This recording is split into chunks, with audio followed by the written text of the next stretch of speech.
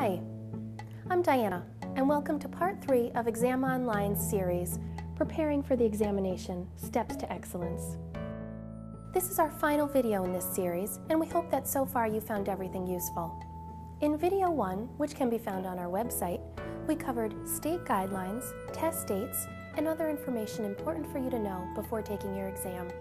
In Video 2, we covered study and test-taking tips, which can also be found on our website. Now that you know that how you study is just as important as what you study, it's time to drill down and learn the content of your study guide. No matter how prepared you feel, sometimes it's a good idea to apply Murphy's Law. These following tips might seem silly, mundane, or even obvious, but I'm going to tell you anyway. Remember, you are what you eat, so bring a snack. Choose from the list of energizing foods found in Video 2. Wear comfortable clothes. You'll be distracted if your belt is too tight, or if you're too hot or too cold. Lie to yourself. Even if you're a prompt person, pretend that you're not and get there early. Map out your route ahead of time and do a dry run if you have to. There's no need to add road rage to your long list of anxieties. Bring several sharp number 2 pencils. It may seem hard to forget this from your own schooling days, but you might. And make sure your erasers are intact. No ticket, no test. Make sure you bring your admission ticket along with you to the test, and also 2 forms of identification, one with a picture and a signature. Without these items, you will not be admitted into the test. Prepare for the desert.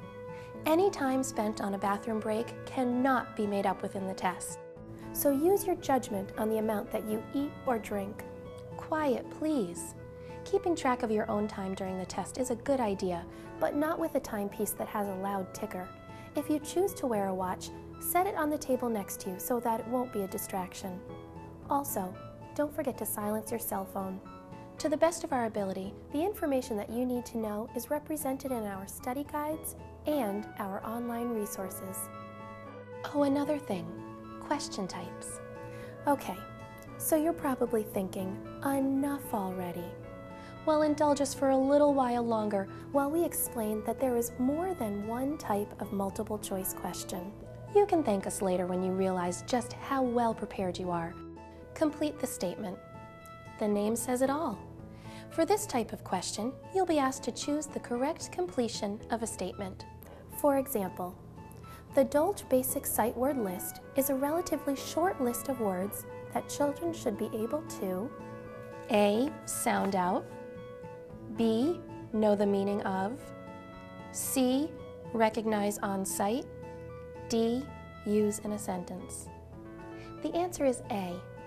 In order to check the answers, test out the statement by adding the choices to the end of it. Which of the following? One way to test your answers for this type of question is to replace the phrase, which of the following, with your selection.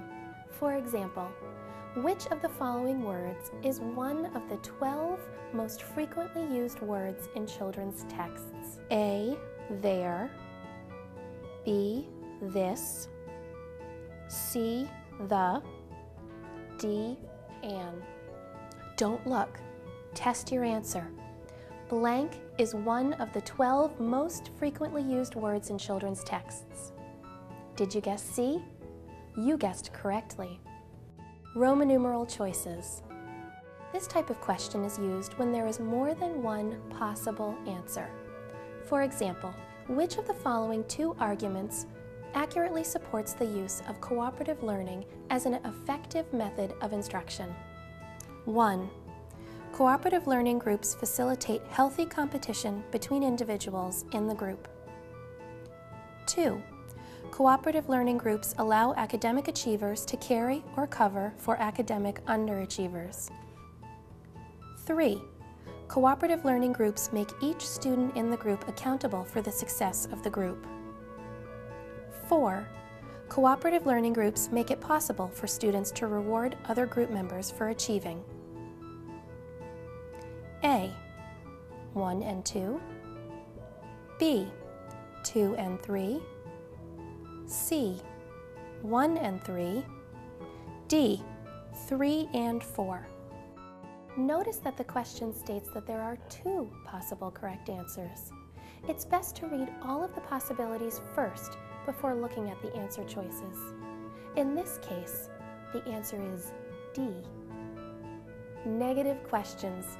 This type of question contains words such as not, least, and except. Each correct answer will be a statement that does not fit the situation. For example, multicultural education is not A, an idea or concept, B, a tack-on to the school curriculum, C, an educational reform movement, D, a process. Think to yourself that the statement could be anything but the correct answer. This question form is more open to interpretation, so read carefully and don't forget that you're answering a negative statement. The answer is B. Multicultural education is not a tack-on to school curriculum. Questions that include graphs, tables, and reading passages. As always, read carefully.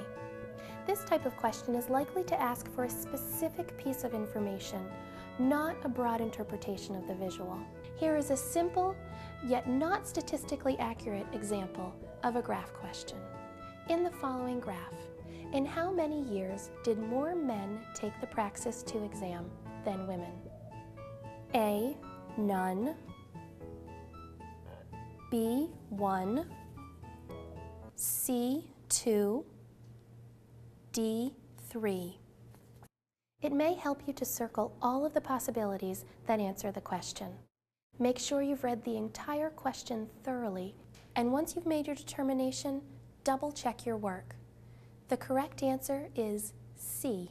The rest is up to you. You can use the study and the testing tips that we've outlined here for you, or you can use your own methods. Either way, you can be confident that you aren't missing any pieces of information, and there shouldn't be any surprises in the content on your test.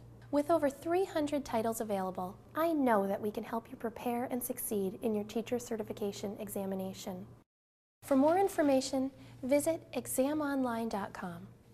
Higher quality study guides make higher quality teachers.